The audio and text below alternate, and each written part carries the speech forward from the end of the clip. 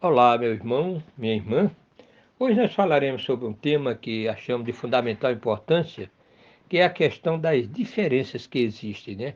Os chamados paradoxos. Crianças, por exemplo, que nascem cegas, outras surdas, com problema de limitação, pessoas que vivem umas na opulência, outras na escassez.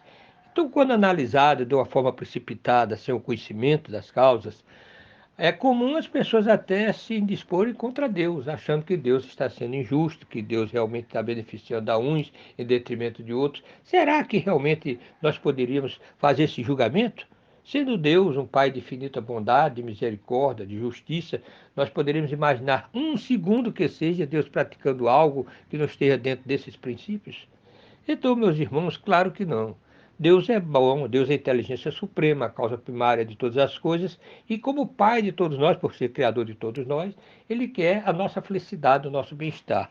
Agora, nós também temos o nosso livre-arbítrio quando atingimos a fase da inteligência e às vezes fazemos escolhas que não são boas e praticamos atos que muitas vezes nos comprometem, infringindo em nossas consciências também, fazendo com que nós soframos, não como castigo de Deus, mas como choque, por exemplo, do que nossa consciência nos dita e do que nós fazemos contrariando.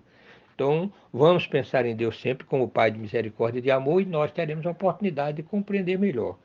Por isso, nós recorremos a obras que possam nos orientar. Nós estamos aqui com um livro que é O que é o Espiritismo, codificado por Allan Kardec, e vamos encontrar na questão 134 uma pergunta com a devida resposta que nós vamos ter a oportunidade de um esclarecimento muito oportuno para nós. Observemos bem a pergunta feita. Por que nascem alguns na indulgência e outros na opulência?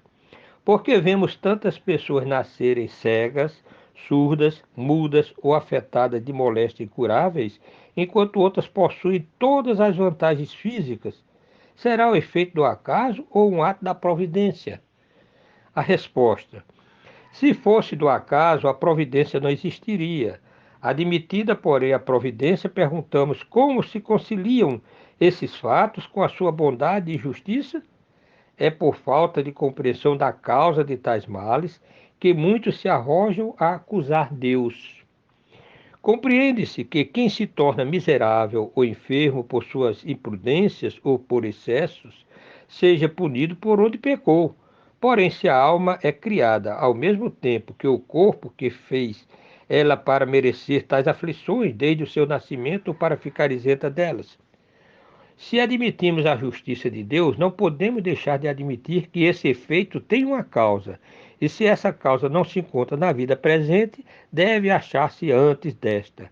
Porque em todas as coisas a causa deve preceder ao efeito. Há, pois, necessidade de a alma já ter vivido para que possa merecer uma expiação. A resposta é longa, mas nós vamos parar aqui também um pedaço para comentar sobre essa resposta dada por Allan Kardec pela espiritualidade, que é muito interessante. Veja bem aqui, se nós admitirmos a justiça de Deus, não podemos admitir que esse efeito, né, não tem uma causa. E tem uma causa sim. Quando nós não encontramos na presente existência, porque temos que nos reportar a uma existência anterior a essa. A questão da unicidade da existência, como muitos imaginam, o espírito foi criado no momento do corpo, não combina com a justiça e o amor de Deus. Por quê? Dadas essas diferenças que existem, então, se o espírito foi criado no momento do corpo, não tem antecedente, não tem passado, consequentemente, não tem culpas a resgatar. Se não foi na presente existência, então Deus estaria sendo injusto, permitindo que houvesse essa discriminação, que uns sofressem e outros tivessem uma vida boa, uns vivessem na opulência, outros na limitação. Então precisamos compreender exatamente isso aí. Todas as causas têm realmente, todo efeito tem uma causa. Se a causa não se encontra agora, é porque foi anterior. É isso que explica. E ainda continua Allan Kardec, mais uma vez, abrindo aspas. Os estudos espíritas nos mostram, de fato, que mais de um homem nascido na miséria foi rico e considerado em uma existência anterior, na qual fez mau uso da fortuna que Deus encarregara de gerir, que mais de um nascido na abjeção foi anteriormente orgulhoso e prepotente, abusou do poder para oprimir os fracos. Esses estudos nos fazem ver, muitas vezes, sujeitos àqueles a quem trataram com dureza, entregues aos maus tratos e à humilhação a que submeteram os outros. Ou seja, algumas vezes nós recebemos sempre o mal, o sofrimento, a dor, como consequência do mal, do sofrimento, da dor que nós causamos também aos outros, no passado ou agora no presente. Agora, devemos considerar também que existem coisas que não dizem respeito à expiação, ou seja, está resgatando o débito do passado. Há situações de dificuldade, de provações escolhidas pelo Espírito para evoluir, para dar o seu testemunho, o testemunho da fé, o testemunho da confiança em Deus, o exemplo para que possa influenciar os outros nessa confiança em Deus. Nós temos aquela passagem do Evangelho do cego de nascença, que então, quando Jesus curou, e saindo, os apóstolos perguntaram quem fez aquilo para que nascesse. Foi ele ou o pai que fez para nascer daquele jeito?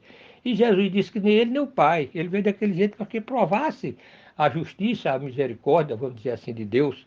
Então, foi uma oportunidade, não foi pelo pecado cometido, mas foi uma aprovação submetida para que ele fosse, naquele momento, um elemento fundamental para despertar a fé naqueles que viram ali, por exemplo, a sua cura. Escolheu essa aprovação para passar por essa experiência e dar o seu testemunho de fé, para que influenciasse positivamente a tantos que no mundo não têm fé e sofrem desnecessariamente por falta de confiança em Deus.